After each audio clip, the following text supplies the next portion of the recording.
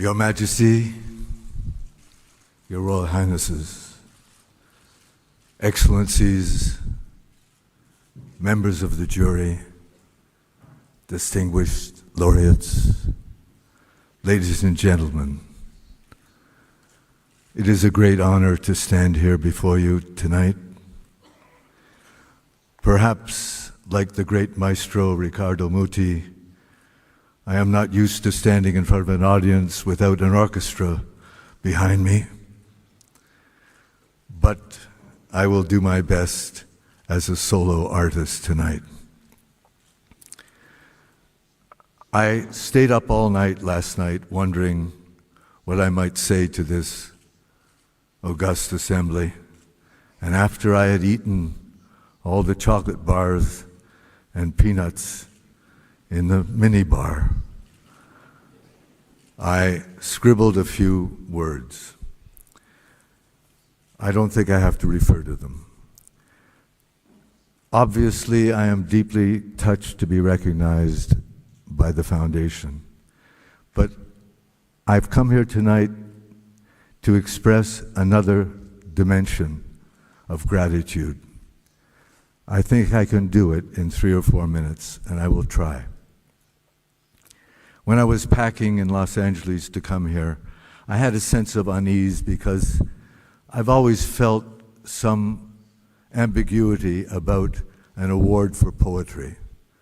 Poetry comes from a place that no one commands and no one conquers, so I feel somewhat like a charlatan to accept an award for an activity which I do not command. In other words, if I knew where the good songs came from, I'd go there more often. I was compelled in the midst of that ordeal of packing to go and open my guitar. I have a Conde guitar, which was made in Spain in the great workshop at number 7 Gravina Street, a beautiful instrument that I acquired over 40 years ago. I took it out of the case, I lifted it, it seemed to be filled with helium. It was so light. And I brought it to my face.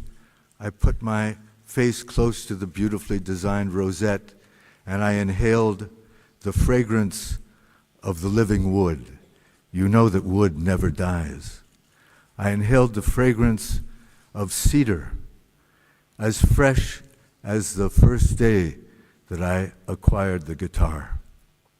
And a voice seemed to say to me, "You are an old man, and you have not said thank you.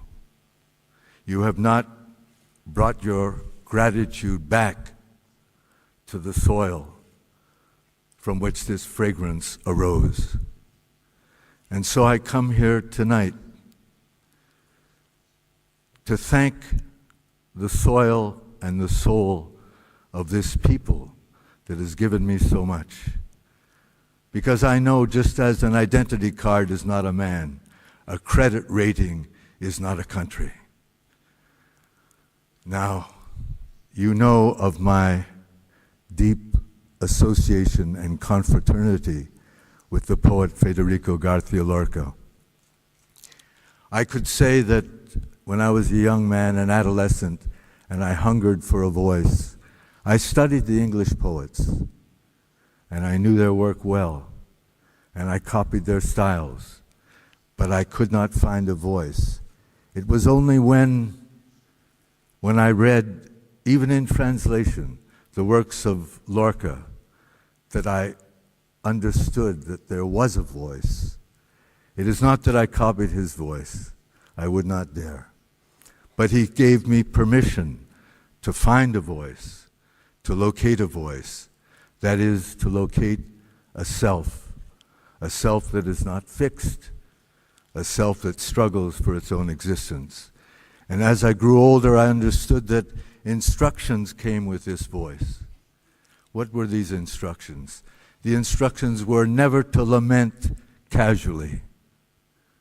And if one is to express the great inevitable defeat that awaits us all, it must be done within the strict confines of dignity and beauty.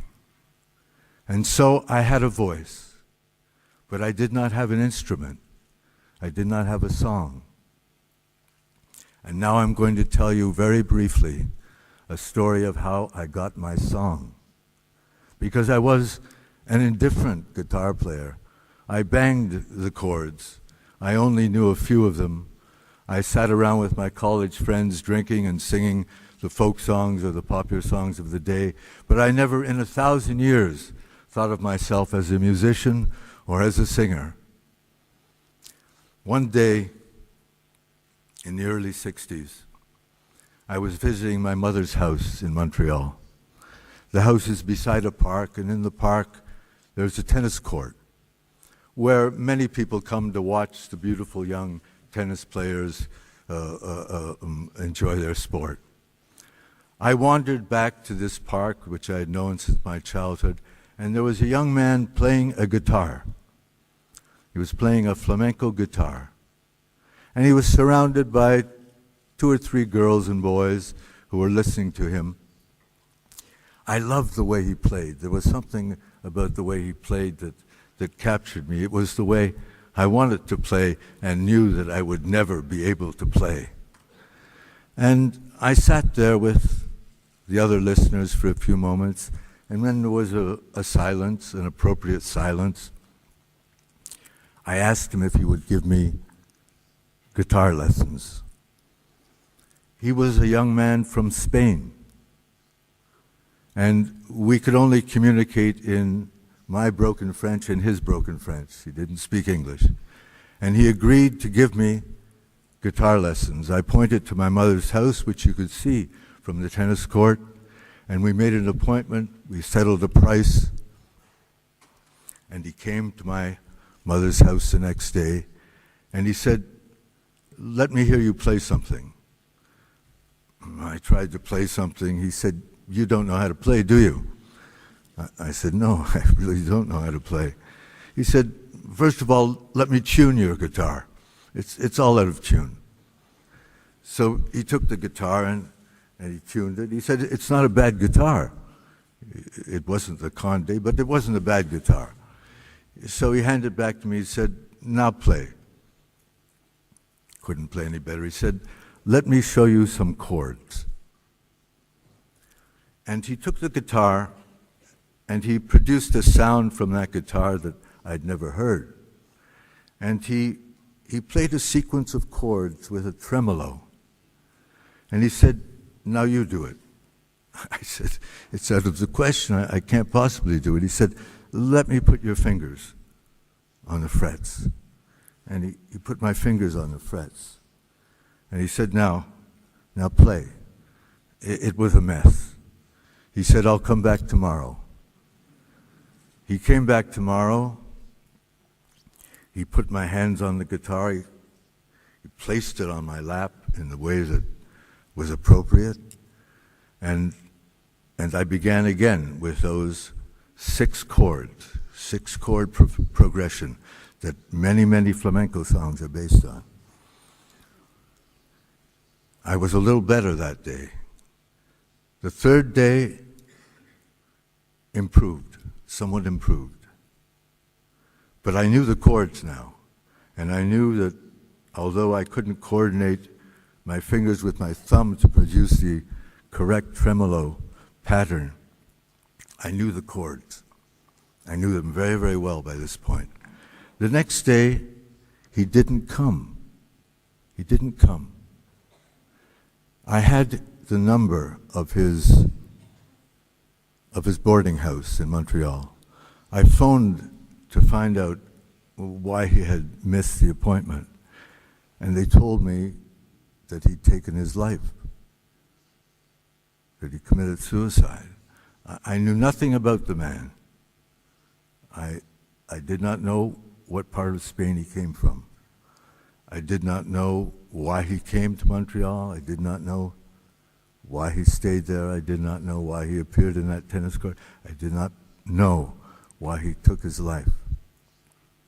I was deeply saddened, of course.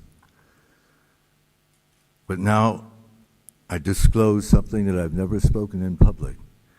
It was those 6 chords.